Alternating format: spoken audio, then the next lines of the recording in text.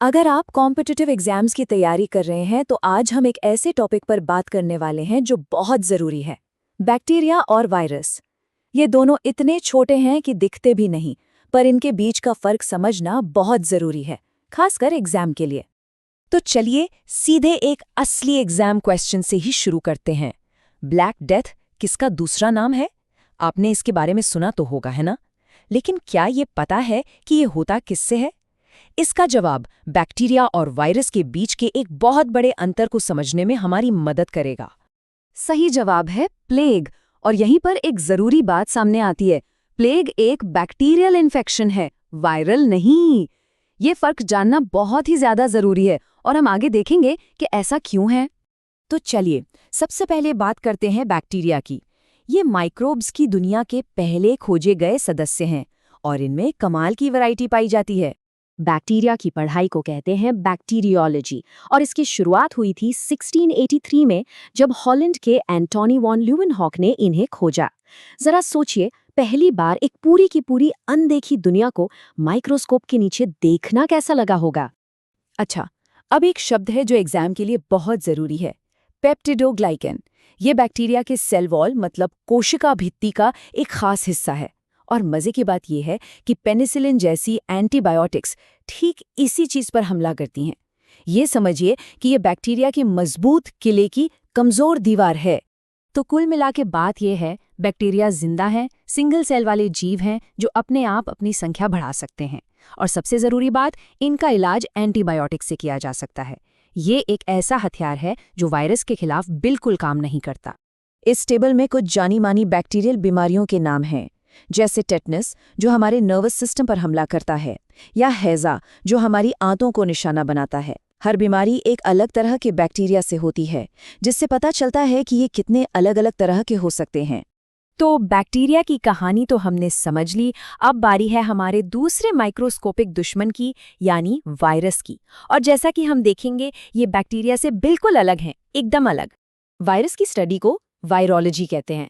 ये साइंस की एक काफी नई ब्रांच है, जिसकी शुरुआत 1892 में हुई, जब रूसी साइंटिस्ट इवानोव्स्की ने टोबैको मोज़ेक वायरस को खोजा था। अब वायरस के बारे में एक सबसे दिलचस्प सवाल ये उठता है कि क्या ये वाकई जिंदा है? सच तो ये है कि ये जिंदा और बेजान चीजों के बीच की एक कड़ी जैसे हैं।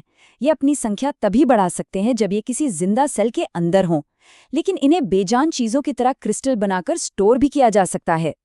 इस टेबल में कुछ बड़ी वायरल बीमारियों को देखते हैं। एड्स है जो सीधे हमारे इम्यून सिस्टम पर हमला करता है। फिर डेंगू है जो पूरे शरीर में दर्द देता है। ये बीमारियां बहुत खतरनाक हो सकती हैं। और याद रखने वाली बात यह है कि इन पर एंटीबायोटिक्स का कोई असर नहीं होता। तो अब हम ये समझ चुके हैं कि हमारे सामने दो बिल्कुल अलग तरह के दुश्मन हैं, एक बैक्टीरिया और दूसरा वायरस।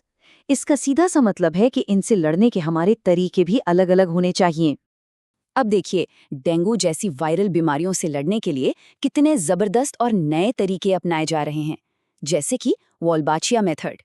इसमें होता क्या है कि एक वायरस को रोकने के लिए एक बैक्टीरिया का इस्तेमाल किया जाता है। ये दिखाता है कि माइक्रोब्स की ये दुनिया कितनी कॉम्प्लेक्स और आपस में जुड़ी हुई है।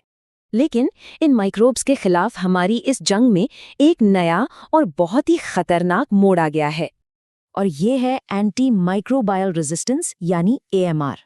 इसका मतलब ये है कि बैक्टीरिया जैसे माइक्रोब्स खुद को इस तरह बदल रहे हैं कि दवाइयां उन पे बेअसर हो रही हैं। ये एक तरह की एवोल्यूशनरी रेस है, मतलब एक हथियारों की दौड़, और इसमें दांव पे बहुत कुछ लगा है। ये AMR फैल क्यों रहा है? इसकी कई वजह हैं, जैसे एंटीबायोटिक्स का गलत या ज़रूरत से ज़्यादा इस्तेमाल, दवा कंपनियों से निकलने वाला इंडस्ट्रियल वेस्ट और हमारा खराब वेस्ट मैनेजमेंट।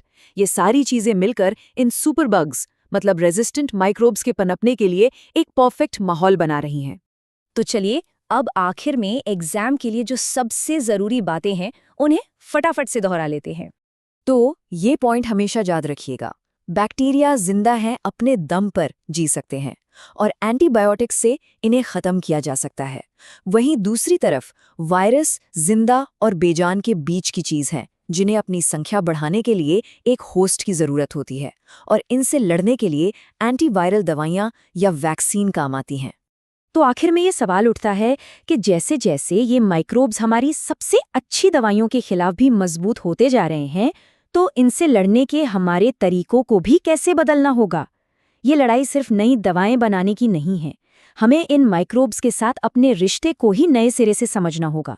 आने वाले वक्त की जंग इसी माइक्रोस्कोपिक लेवल पर लड़ी जाएगी।